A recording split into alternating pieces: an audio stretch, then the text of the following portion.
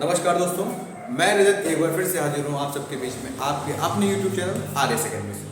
बच्चों, थोड़ी सी हम लोगों की क्लासेस आने में विलम्ब हो गया और पिछली सारी क्लासेस में हम लोगों ने IAS-PCS के बारे में आपको बताया था कि हमारी संस्था ने एक नई मुहिम शुरू की थी।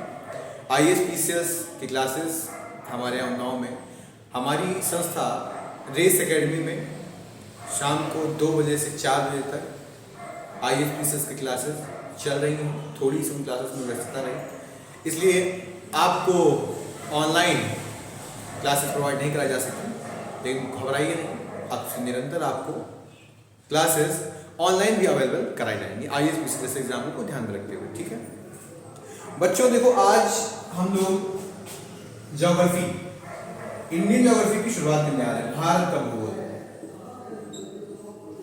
भारत का भूगोल, भारत की भूगोल की शुरुआत कर रहे हैं बेटा आज से। ठीक है, भारत की भूगोल की शुरुआत करते हैं आज। बात करते हैं भारत की भूगोल की। जो भारत शब्द है ये कहां से लिया गया, कैसे इसकी शुरुआत होती है, भारत के बारे में सब कुछ जानेंगे हम। ठीक है, चलिए।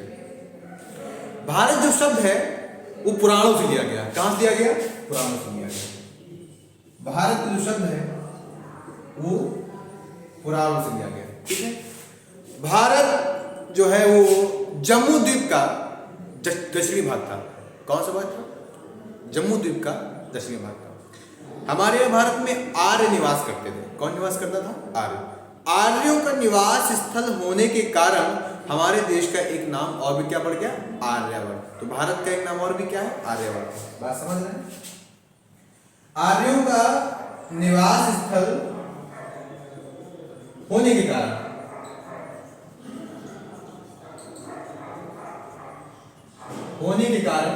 हमारे एक भारत देश का नाम आर्यावर्त पड़ गया।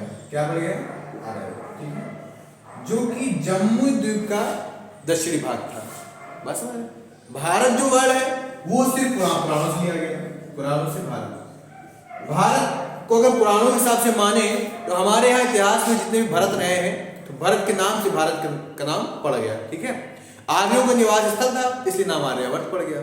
ठीक है, आगे अगर बात करें तो मध्यकालीन इतिहास के कुछ लेखकों ने यूनानी और अरबी भाषा में, ठीक है, अरबी और फारसी चाहे यूनानी भाषा में कह लें, तो इतिहास में हिंद तथा हिंदुस्तान कहकर हमारे भारत को संबोधित किया। मध्यकालीन इतिहास के कुछ हमारे यहाँ लेखक रहे हैं जिन लेखकों ने भारत को हिंद अर्थात हिंदुस्तान का नाम भी दिया। क्या दिया? हिंदुस्तान का नाम दिया। तो हिंद अर्थात हिंदुस्तान। ठीक है, तो हिंद से हिंदुस्तान का निर्माण हो जाता है। एक वर्ड और है। क्या वर्ड है? भारत में का जो नाम इंडिया, भारत का नाम इंडिया भी तो है। ये इंडिया जो वर्ड है ये कहां से निकल करके आया? एक वर्ड होता है इंद्रोई। क्या वर्ड होता है? इंद्रोई। इंद्रोई से इंडिया शब्द निकल के आया। ठीक है, इंद्रोई से इंडिया शब्द। इंद्रोई जो है वो एक यूनानी शब्द है। क्या है? यूनानी शब्द है। एक शब्द यूनानी है, यूनानी शब्द इंद्रोई। यूनानी शब्द इंद्रोई से इंडिया नामक शब्द बना। ठीक है, तो अब आपको ये बात क्लियर हो गई ना कि भारत का कैसे कितने नाम है और कैसे नाम पड़े। तो भारत नामक शब्द की उत्पत्ति पुराणों से हुई। मध्यकालीन इतिहास के लेखकों के अनुसार से हिंद और हिंदुस्तान नाम पड़ गया। आर्यों का निवास स्थल होने के कारण इसका नाम आर्यावर्त पड़ गया। एक यूनानी शब्द था इंद्रोई, इंद्रोई के नाम से इंडिया नामक वर्ड पड़ गया। ये तो हमारा हो गया भारत के बारे में, भारत का नाम कैसे पड़ा। अब बात करते हैं कि भारत का आकृतिक, आकार एवं भौगोलिक स्थिति के आधार पर भारत हमारा कैसा है।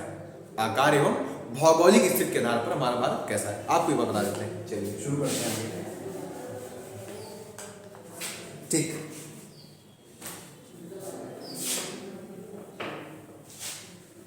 तो भारत की भौगोलिक और आकार की भौगोलिक स्थिति और आकार के बारे में अगर बात करें तो आकार एवं भौगोलिक स्थिति। तो आकार एवं भौगोलिक स्थिति की अगर हम लोग बात करें तो भारत का सबसे पहले बात करते हैं क्षेत्रफल कितना है। भारत का क्षेत्रफल कितना, तो भारत का अगर क्षेत्रफल की बात करें तो भारत का जो क्षेत्रफल है कितना है 32,87,263 वर्ग किलोमीटर। कितना भाई, तो भारत का क्षेत्रफल कितना है 32,87,263 वर्ग किलोमीटर, जो कि भारत का क्षेत्रफल कितना है 32,87,263 वर्ग किलोमीटर, जो कि कुल भौगोलिक क्षेत्र का 2.4% है। कितना है, जो कि कुल भौगोलिक क्षेत्रफल का 2.4% है। ये कुल भौगोलिक क्षेत्रफल मतलब होता है विश्व की पूरी भौगोलिक सीमा में 2.4% जमीन में हमारा भारत का इतना क्षेत्रफल विद्यमान है, मतलब भारत है, इससे करता है। बात समझ गए। अगर आपसे बात करें भारत क्षेत्र कितना है तो 32,87,263 किलोमीटर है। यह टोटल भौगोलिक क्षेत्र का कितना है 2.4% है। बात समझ गए, ठीक। अगर हम लोग बात करें भारत की आकृति कैसी है, तो भारत की जो आकृति है वो चतुष्कोणीय है। कैसी है, चतुष्कोणीय, ठीक है, चतुष्कोणीय है आकृति जो है भारत की, वो कैसी है, चतुष्कोणीय है, चतुष्कोणीय है। बात समझ गए। तो भारत की आगे चतुष्कोणीय है हमारे यहाँ। भारत की जो तटरेखा लगती है वो कुल कितनी लगती है भाई, सारी बातें आपको ज्योग्राफी में कंप्लीट कर देते हैं। भारत की जो तटरेखा की लंबाई है कितनी है भाई 7,517 किलोमीटर। कितनी है भारत की तटरेखा, तटरेखा की लंबाई कितनी है 7,517 है ना भाई।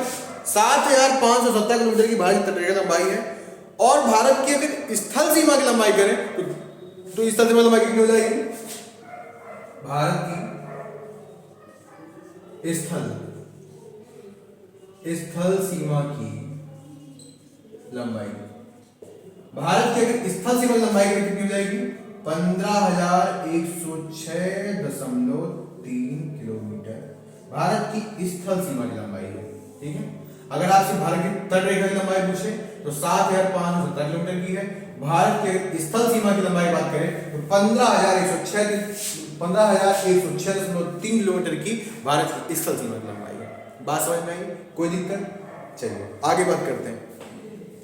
अगर हम लोग बात करें तो भारत कौन से किस तरीके के गोलार्ध में अगर स्थित है, बात करें अगर तो हमारा भारत जो है वो नॉर्थ टू ईस्ट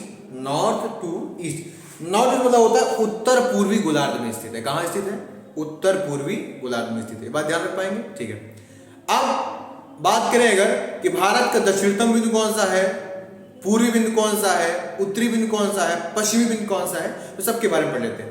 अगर हम लोग भारत के दक्षिणतम बिंदु की बात करें तो भारत की मुख्य भूमि से अगर दक्षिणतम भूमि की बात करें तो कौन सा है? इंदिरा पॉइंट है। कौन है?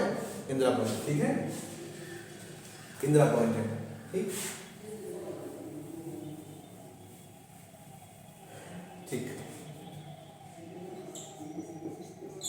भारत का दक्षिणतम बिंदु की अगर बात करें तो कितनी हो जाएगी? इंदिरा पॉइंट, ठीक है, इंदिरा पॉइंट। दक्षिणतम बिंदु क्या है हमारी? इंदिरा पॉइंट है। अगर भारत की दक्षिणतम बात करें इंदिरा पॉइंट हो जाए तो भारत का सबसे उत्तरी बिंदु कौन सा हो जाएगा? तो भारत का दक्षिणतम इंदिरा पॉइंट है।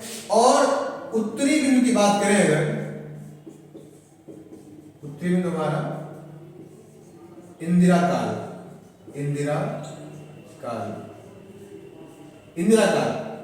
काल जो कहां है? जम्मू एंड कश्मीर में। कहां है? जम्मू एंड कश्मीर में। तो भारत का सबसे उत्तरी बिंदु इंदिरा काल है जो कि जम्मू कश्मीर में है। भारत का जो सबसे दक्षिणतम बिंदु है कौन सा है? हमारा इंदिरा पॉइंट है, जो कि कहां पे मुख्य भूमि कहां करता है? जो कि अंडमान निकोबार द्वीप में स्थित है। बात समझ गए, कोई दिक्कत? चलिए थोड़ा सा इस पे फोकस करिएगा। जितनी भी बातें मैंने आपको लिखवाई हैं वो आपके एग्जाम के बहुत कामगार होंगी। दक्षिणतम बिंदु की बात कर ली हमने और उत्तरी बिंदु की बात कर ली। अब बात करते हैं पूर्वी और पश्चिमी बिंदु। तो भारत का सबसे पूर्वी जो बिंदु है वो कौन सा है? किबिधु है। कौन सा भाई? किबिधु। तो भारत का सबसे पूर्वी बिंदु, तो तो पूर्वी जो बिंदु हो जाएगा वो किबिदु। कौन सा है? किबिदु है, ठीक है। और भारत का सबसे जो पश्चिमी बिंदु है वो कौन है? गुहार मोती। कौन है? गुहार मोती। पश्चिमी बिंदु गुहार मोती है, गुहार मोती है, ठीक है। बात करें तो भारत के सबसे दक्षिणतम बिंदु इंदिरा पॉइंट है, उत्तरी बिंदु इंदिरा काल है जो कि जम्मू कश्मीर में है, पूर्वी बिंदु जो है किबिदु है और पश्चिमी बिंदु गुहार मोती है। बात समझ गए? ध्यान रहे, जितना भी बता रहा हूँ उसको एक एक करके आप अपने नोट्स प्रॉपर्ली बनाते रहें, ठीक है। चलिए जितना पढ़ाया मैंने आज के इतना ही रखते हैं। इस पूरे वीडियो को ध्यान से देखें, ठीक है, और जितनी बात है इसको एक एक करके नोट करते रहें। थोड़ा थोड़ा लिखें, थोड़ा थोड़ा करते करते आपकी बहुत सारी चीज़ें आपके पास इकट्ठा हो जाएंगी जो आपके एग्जाम के लिए बहुत काम करेंगे, ठीक है। चलिए आज से इतना रखते हैं, बाकी मिलते हैं अगली क्लास में। थैंक यू बेटा।